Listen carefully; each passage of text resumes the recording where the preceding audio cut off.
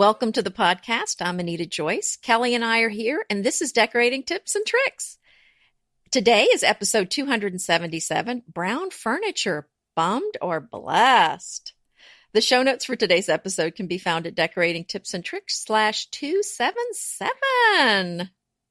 I love this topic. I so love this topic.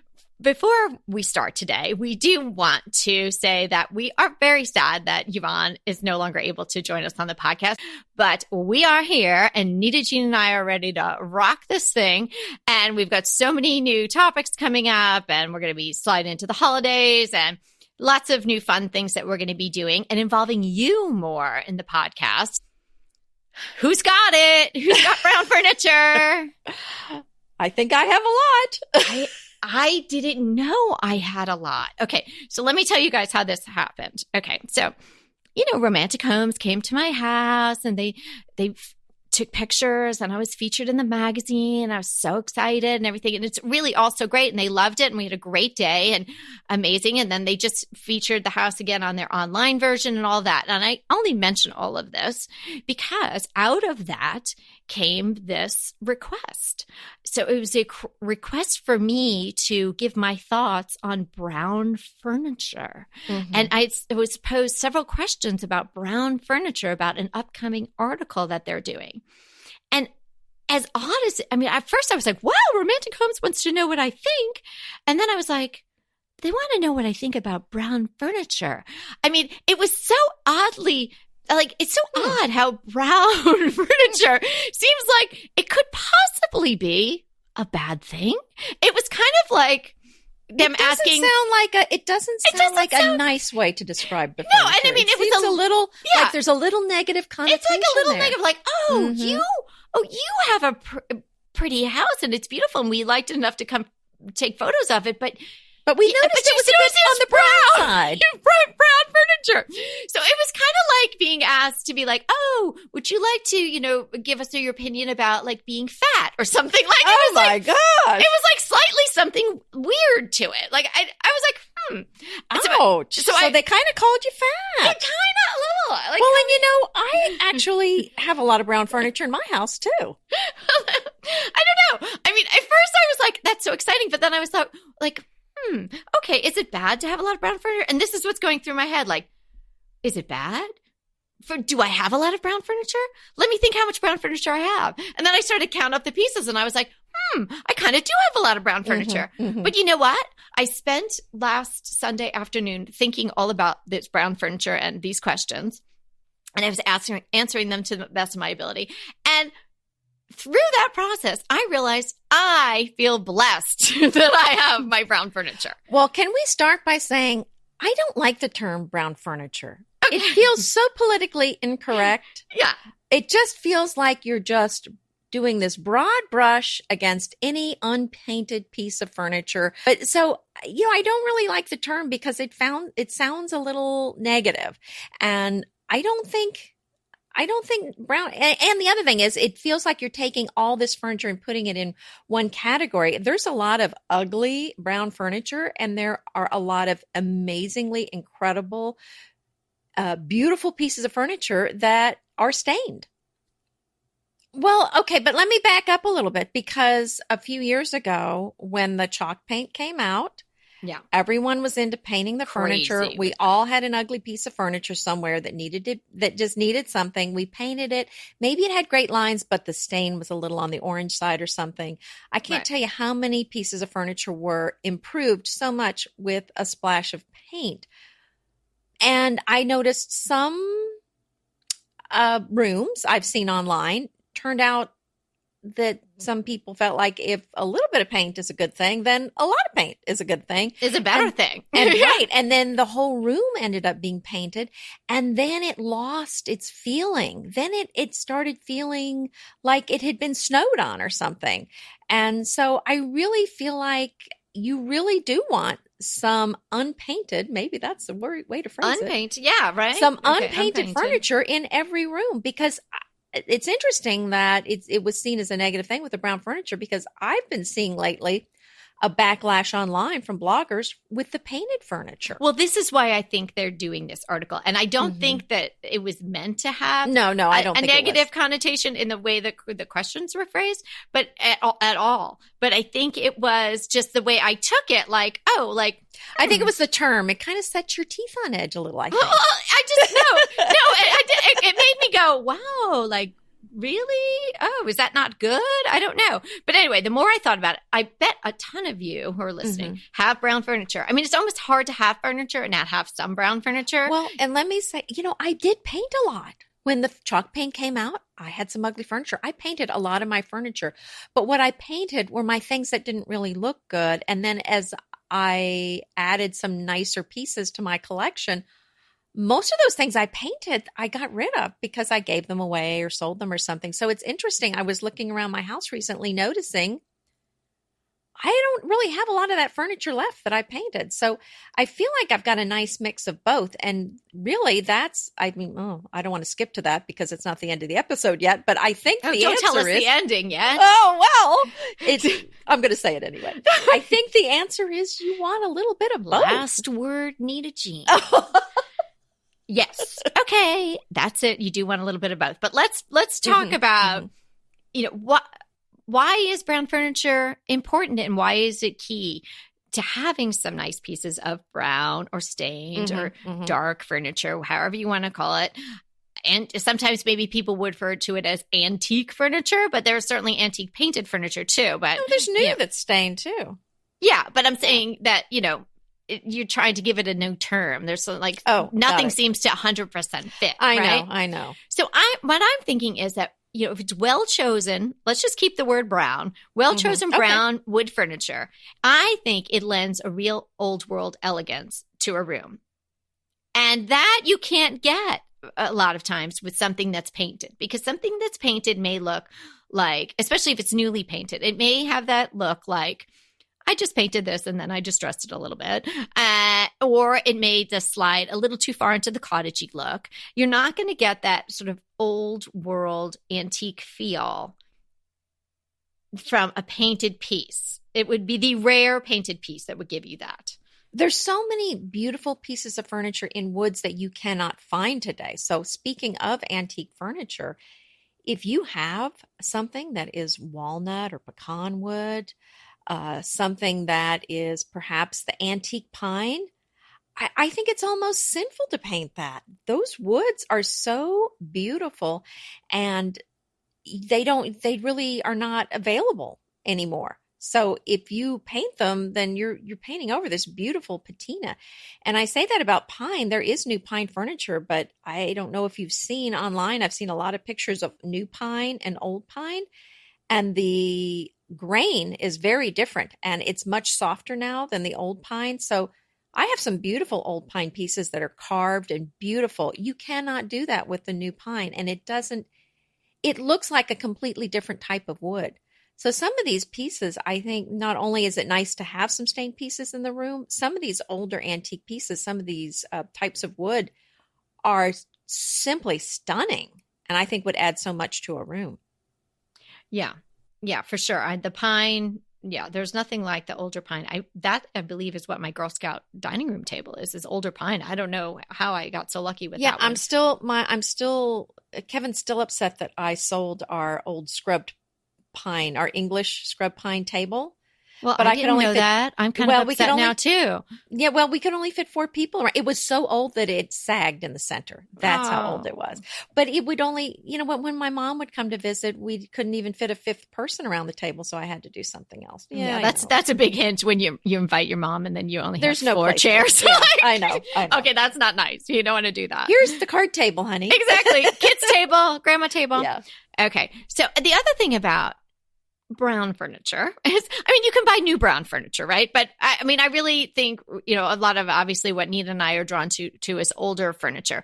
Unless you're paying a high ticket price now for some brown or stained furniture, you're probably not getting super high quality, because furniture that's in that mid-range price is not really made that well now. So if you can find a brown wooden piece that's an antique or a vintage, or you even are lucky enough to find it at a thrift store, you are going to find a piece of furniture that has the hallmarks of excellent workmanship, like, dovetail, and you're going to, and there's probably going to be a solid back rather than some sort of particle board back. And there's just going to be details of that furniture, or perhaps even the carving or something like that, or the turn of the leg, that you're not going to be able to find unless you want to pay a lot of money now, because the mass-produced stuff is just not made like that anymore. Well, the beauty of it right now is if you are looking for an antique piece of furniture, the market is very much a buyer's market right now. So it's a great time to buy antiques because there's really not a big appreciation for them now. I think that's going to shift back and forth. It always does over the years. And then go ahead and get them now. You'll be sitting pretty when the price goes back up. But I don't buy the pieces because as an investment, I buy them because I love living with them and they add so much elegance to a room. So it's very much worth it. And yes, go get some. And I found some amazing pieces at the thrift store. Typically, if they're at the thrift store though, and I go to one where you can consign, so they're going to have the consignment thrift stores are going to have much nicer things than a thrift store that does not do that. But typically either it needs to be reupholstered or it does need to, or the stains off. So those things at the thrift store sometimes do need to be painted, I'm afraid to say. So let's talk about that, the stain being off, because there is wood furniture. There's brown wood furniture. Right. And then there's brown wood furniture, right? So there's some stains that are just not as appealing as others. And to my eye, the pine is sort of a different breed on its own. That is just, it's pine and it has that pine look to it. So we kind of put that off to the side on its own. But when you're talking about the stained woods, am I drawn to that super orangey oak stain that was going on? Maybe whatever that was 25 years ago or something like that. Some of the maple's a little off too. Yeah. And that sort of anything sort of with the red undertones, and it's not that appealing to me. And the golden oak can be a bit rough the golden oak, the orangey, and sort of the red tones. Can we agree on that? Yeah, and I'll tell you what else I've painted, although it's kind of a mixed bag, but I have painted some gorgeous antique French pieces that were very, very dark oak. They were almost black, almost ebony. See, I like that. I really like that. Well, one of them I kept, a couple of them I kept. One I painted. I'm thrilled I painted it. So it's kind of a, you just have to pay attention. And then some of them, like one piece I have that's a marble topped cabinet, has all this inlay on the front, a basket and a ribbon. Really pretty. I can't paint over that. No, you can't paint over that. Don't be a sinner. Don't you paint over that. I'm not going to. No, but so if you encounter a nice piece and it's got these hallmarks of great workmanship and all of that, and now you're listening to this and you're thinking, oh, but it's that ugly orange color, or well, you know what? Maybe that piece is a candidate for painting, or maybe you try one of those stains that Yvonne was talking about. I haven't tried that yet, but sort of can miraculously change one stain to another stain. But you can only be able to go darker.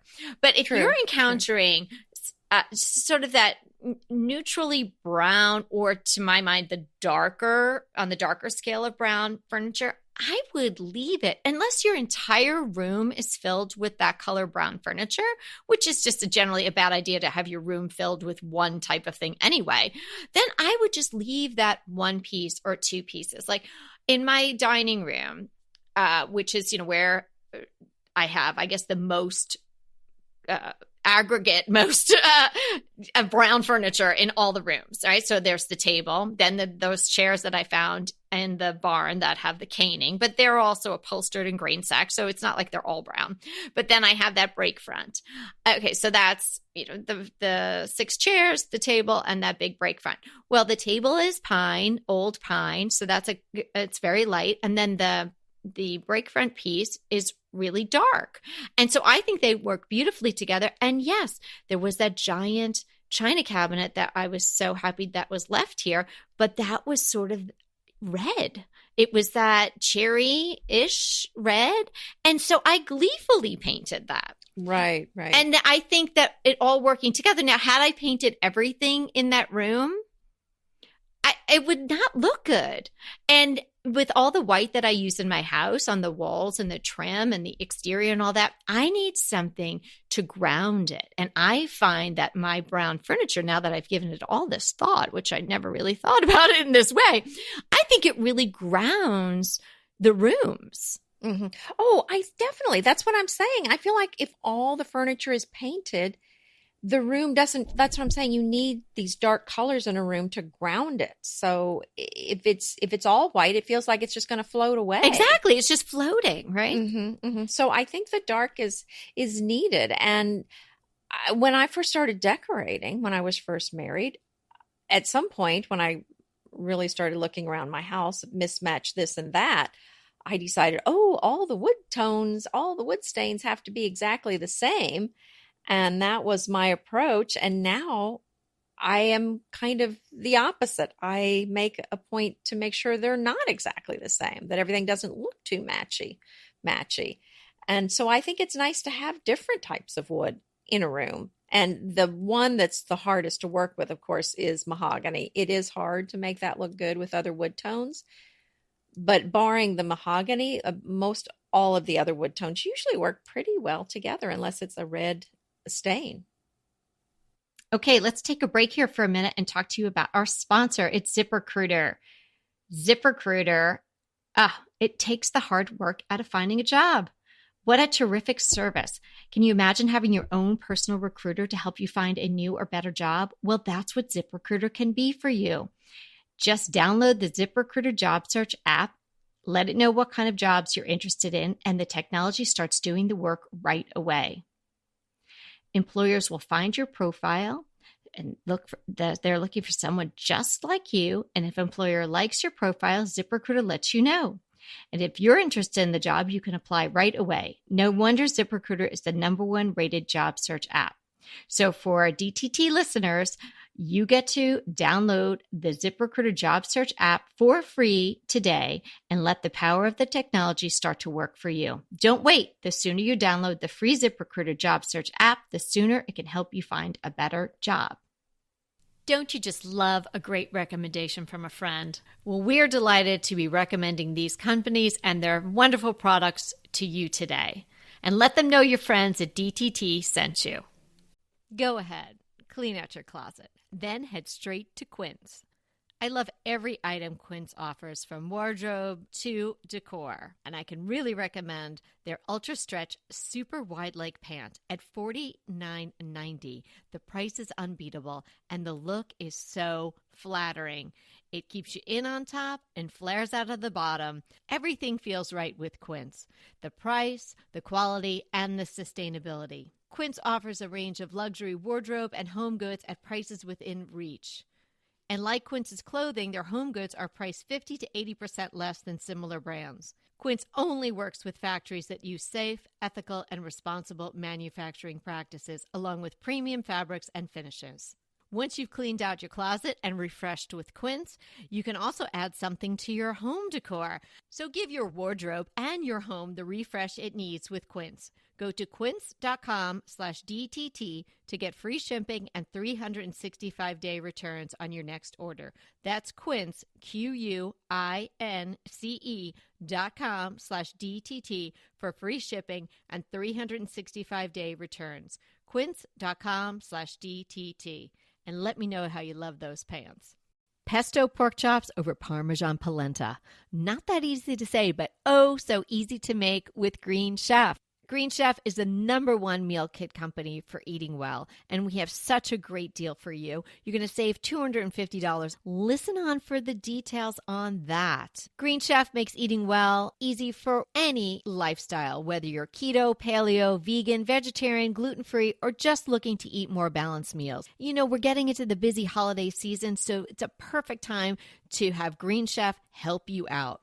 Let Green Chef take the work out of eating clean this holiday season with their chef-crafted, nutritionist-approved recipes featuring fresh ingredients and nothing artificial.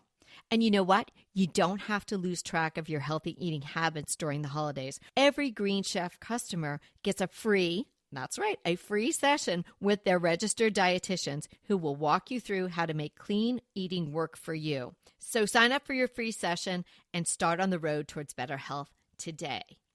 And that deal I want to tell you about, visit greenchef.com/DTT250 and use the code DTT250 for $250 off your order. So that's greenchef.com/DTT250 and use the code DTT250 for $250 off your order. You know, who out there has brown furniture? If you're nodding or you're pointing to it, or I think almost everybody does. Everybody's got some, right? You know, even if you're on the fence about painting it, and I was definitely on that fence. You know, one side of my fence was stained and one side of my fence was painted, and I could not decide. It took me quite some time when we moved into this house because I was, you know, sort of gifted a lot of pieces that were brown. Right. I mean, everything in this house was pretty much a shade of brown when we got here. And I knew I was going to put in hardwood floors. So I knew that was going to be another darker brown element. So I was really trying to figure out, you know, what needed to be painted and what didn't. And, you know, if you've been listening to us for a while, you know that gigantic German piece that was left here, which I affectionately called the altar, you know, basically had to be taken apart and taken out. But man, I can't tell you, probably, you know, upwards of 3 hours altogether over the course of months and months and months, I stood in front of that piece and I was like in my mind's eye trying to imagine it. What if it was white? What if it was dove gray? What if it was distressed? You know, what if it had gold leafing somewhere? And then finally, that piece, I just knew had to go. You know, actually, my husband knew it had to go and he suggested it and that went. But the other pieces that I did paint, I'm so glad that I did. So I am not anti-painting. We're not judgy either. We're not judging. Well, we're so not judgy. And you know how I feel about a can of spray paint. So, I mean, any other paint, you know, I also adore. And I feel that it is, you know, spray paint is magic in a can and any paint is transformative. But hold on to your horses when it comes to a beautiful piece of brown furniture. Just because it's brown doesn't mean that it needs to be changed in that way. You know, maybe if you just think it needs a little uplift. Anita, what's that stuff that you love to use on your furniture? Oh, the Restore Finish. Well, that's for scratches. Is that what you're talking about? Well, yeah, because what if you found a piece and you were just like, oh, it's brown, it has scratches. Maybe I shouldn't have brown furniture. I definitely shouldn't have brown furniture with scratches. Like, you know, maybe you can just bring your furniture back to life. Well, the Restore Finish is good if you've got nicks and scratches. It will make it all the same color again. Oh, so that's good. It's really good for that. Right. Or even, have you ever used that stuff, Orange Glow? I had that for a while. Will that take care of a scratch? No, but that's more just like sort of bringing the life back to the wood. I think, you know, there's a few other products that do that where, you know, it's just kind of like sometimes it's old, it gets dried out. It just doesn't look so good. It's kind of just giving it a little help. I know. And, you know, I have like adding a little blush, you know, like I have an old that's all you American table on my back porch. I think it was covered up the whole time you were there at the farm. And it really, I put some wax on it, but I really need to redo it again because even though we keep it covered when we're not there, the sun is it's dried up and bleached out. And, it's needing a little love and attention. And now that it was just too hot to even work on it until now. So I'm making a note to, I'm going to have to give that some loving attention. Well, I hope the armadillo hasn't set up home underneath it or anything like that. I hope not too. She does have a wild armadillo. I think it's actually trying to move your house. Like just get under it. It's digging pick it up and take it someplace else. Everywhere. Yeah. It's making Kevin very mad because when he mows now, there's a lot of whole potholes. Yeah. I think I fell into one of those. Yeah, you might have. I thought it was the well, but it was made by the armadillo. No, yeah. Yeah, so definitely don't rush to grab your paintbrush. Think about it for a while. If you're feeling like we do get listener emails a lot where people are talking about they just feel like their room is sort of flat, and it's there are different descriptions of it, but I take it all together, it's kind of like maybe your room is just too brown. Mm-hmm. And so that, brown kind of is thought of in, decorating circles right now is sort of a negative thing. So I don't think I was crazy to be like, they think I have brown furniture.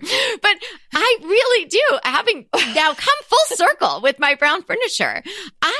Are you embracing your brownness? I am so embracing my brown furniture. I always was. I didn't really even think about it. It just works for me. And it works in this house. You didn't even know you were brown. See? I didn't know. It's just fine. And so I really definitely feel blessed that I have this brown furniture, and I am not going to paint the pieces that are the way they are now. I have already done that. But this is talking, I'm also referring to large pieces because I really do believe they give some weight to my decorating and they add to my style. But if it's a little piece and it doesn't have particularly great bones, there's no little scallop, or the pedestal is just straight, there's just nothing really too exciting going on about it. And it's brown, just stained, not a particularly fabulous color brown. Then I would go at it, get your paint can, get your chalk paint, get your spray paint, even strip it and see what happens, because those little pieces, they can just add such a little pop if you transform them. And if they don't have a lot of interest in and of themselves as they are in their natural state, I say go for it. Well, it's interesting you say that because I have had some very intricately carved pieces are the ones that are really going to show off the carving if you paint them. Mm-hmm. So just because it's carved wouldn't make me decide to paint or not paint it. Again, it really does depend on the stain and how good the stain looks and what type of wood it is. So, like I said, if it's kind of an oak, I'm more likely to paint it, or if it's just kind of an ugly stain. Yeah. But I have painted some carved things that it turned out really to be very stunning. And, this whole thing about painted furniture, it's not a new idea. The Gustavians, for example. Yeah, those crazy Gustavians, they were trying to lighten anything up, those people. Well, yeah, it's dark in Sweden, there. I think the cabinet maker, the furniture maker was actually trained at Versailles, and he came back and he wanted to have these beautiful carved pieces like they had in Versailles, but they just had cheap woods there. Mm-hmm. So he's thought, well, what if I carve them, maybe make them a little simpler, but then paint them all? And that's kind of how the Gustavian thing. Oh, that's so interesting. I Plus, didn't know there's that. a lot of, and I thought they were painting it because it's dark out and now I have dark furniture and I'm just dark. And the woods, they just didn't have the nice woods. So a lot of that was pine or some cheap type of wood. But, even in France, I mean, there's a lot of, I have some, well, I mean, not obviously from the 1700s because they would be, worth $1 million. But, there's a lot of French pieces that are antique that were painted, that were meant to be painted. So, it's not a new idea. No, to paint furniture. No, not a new idea at all. You're right. And the Victorians, which, some people have, when they've seen the tour of my house, particularly that one that's on YouTube that, it was initially made with my friend Mary Beth Evans, who came over. That was a fun tour. So fun, right? So we'll link that if you haven't seen that. But so many really positive comments. But every once in a while, there's somebody like, "Oh, so are you saying Victorian furniture tends to be painted or not painted?" No, I'm saying that the Victorians, you're saying like the wood wasn't great. Well, people sometimes said about not necessarily the furniture, but all the woodwork in my house, the moldings, the trims, and the staircase and all of that. Like, oh, I can't believe you painted all over all that stained wood. But the thing was, the Victorians had, if you didn't have a ton of cash, you weren't using great wood and your intention was to paint it. Like everything in this house prior to the owner that we bought from. So when Mrs. Hobbs was here, she had everything painted dark forest green, everything. The woodwork was all green? The doors, yes, yes, and he yes. scraped it all off, and then unfortunately stained it also that orangey color, which so it made really it wasn't. Worse. It was never meant to be stained. No, like you're saying about the wow. Swedish people, like they didn't have great wood, so the idea was, oh yeah, make this beautiful piece of furniture, but then you're going to paint ended it. Up with something so amazingly graceful and beautiful. Yes, they did. So I mean, and I think really what we're saying is, if you need permission, maybe you don't to go do what you want to do. But if you need it, then hey, do what works for you. But we want you to make an educated decision. We want you to really think about it before you paint. But if you feel like that's what's right, then go for it. Yeah, but don't knee jerk and paint just because everything you see on Pinterest is painting and blah, blah, blah, because you will be sorry because you can't take that paint back off. It's very hard to anyway. And you probably, wreck whatever was going on underneath. And then you'll have to start all over again with a whole new stain. But so don't be bummed if you have brown furniture. I am not bummed. I love my brown furniture and I think it really works in my house. And I bet a lot of your pieces are working for you too. But as Anita's saying, if you have a piece that isn't working for you and you just feel like it's kind of, not an anchor, but kind of a drag and not really making any of the other pieces in your room or in your home better by being there, then maybe you want to consider painting it. And there's so many ways that you can get that done, but take pause. Yes, I think that's good advice. Inevitably, with the new year come wellness goals. One very effective and easy to reach goal is to add dose to your wellness regime. Dose is expertly formulated organic wellness shots that support your liver in one delicious drink. Formulated with ingredients clinically shown to support liver health. Potent turmeric, milk thistle, and ginger. There's 0 sugar and 0 calories. Did you know that your liver performs over 500 special functions? Since I learned all that my liver is doing, I started with Dose to support all those vital functions. I take a shot of refreshing Dose 2 times per week to combat everyday toxins from food, meds, alcohol, and unhealthy air. Since starting with Dose about a month ago, I am definitely feeling an overall improvement in my health. So if you want to give Dose a shot and invest in your health like I have, Dose is offering DTT listeners 15% off your first order, plus an additional 15% off if you subscribe for a monthly delivery. That's 30% off your first order.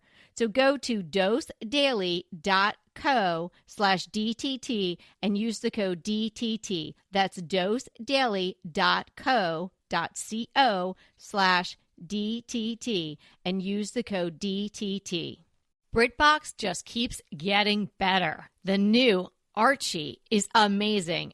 And it's not the comics. It's about Cary Grant. Archie is the brand new limited series starring Jason Isaacs as Archie Leach, the man who became Cary Grant. From the award-winning screenwriter of Philomena, Archie tells Grant's born in Britain, made in Hollywood story, the dramatic grit to glamour transformation that led him to become one of the most famous people in the world. You are going to absolutely love the acting, but also the styling, the outfits, the scenery. It's the first time his story has been told in collaboration with his daughter Jennifer Grant and ex-wife Diane Cannon. The performances from Jason Isaacs and the rest of the cast are amazing, and it's only available on BritBox. So sign up for BritBox today to stream Archie and other fan favorites from any device. And we have a special limited time offer for our U.S. and Canadian listeners. Get 50% off, yes, that's 50% off your first month when you sign up for a monthly plan. But only if you go to BritBox.com and use our promotion code DTT at checkout. You're going to love Archie. So head over right now and get 50% off your first month of BritBox. Use the promotion code DTT at BritBox.com. So this has been so much fun today. We have a listener question that we wanted to share with you. And we've had so many new people joining the podcast. We thought that this question might be a good one to toss in right now. So Karen H., she wanted to know if we were self-taught decorators or do we go to school for it? Well, I mean, if you've been listening for a while, you probably know the answer, but my degree is in engineering, which is, of course, almost like a decorating degree, right? It's almost. But I wanted to study decorating. It's just that I got sidelined. I was told I couldn't make money doing that. So I was forced into a life of math and science, which was fun, but this is more fun. And how about you, Kelly? Yeah, well, I have no decorating education except just doing it. And I used to be an attorney. I was a trial attorney for years, Karen. So thank you for asking that question. And I think the best thing that comes out of asking that question and hearing our stories about how we changed our careers and direction and really dove in headfirst into decorating and design is that, You don't need to be, you're all decorators because you listen to us and you care about it, right? That's really what makes you a decorator. And just doing it over and over again and trying it and moving things around and testing out a vignette or leaving a piece of furniture unpainted or painting a piece of furniture. All of that is being a designer, doing it every day, caring about it is really the bottom line, which makes you a decorator, I think. Mm-hmm. Yeah, and you I can, think so. you can take courses, of course, and you could read books, but, pick up magazines, listen to this podcast. And hey, I think you've got an unofficial decorating degree just by listening to 277 episodes of Decorating Tips and Tricks. There are professional decorators and designers that listen to the podcast. So cheers to you. Yeah. And there's a lot of people out there that are doing this for a living that have no formal training as well. I'm always a little surprised at how many people there are doing it and doing such a great job at it. And just if you have an eye for it, go for it. Or if you enjoy it, go for it. So thanks for the question. This was so much fun today. I'm glad to share with you my thoughts and our thoughts on brown furniture and painting furniture. So remember, we're here to inspire you to create a beautiful home. Until next time.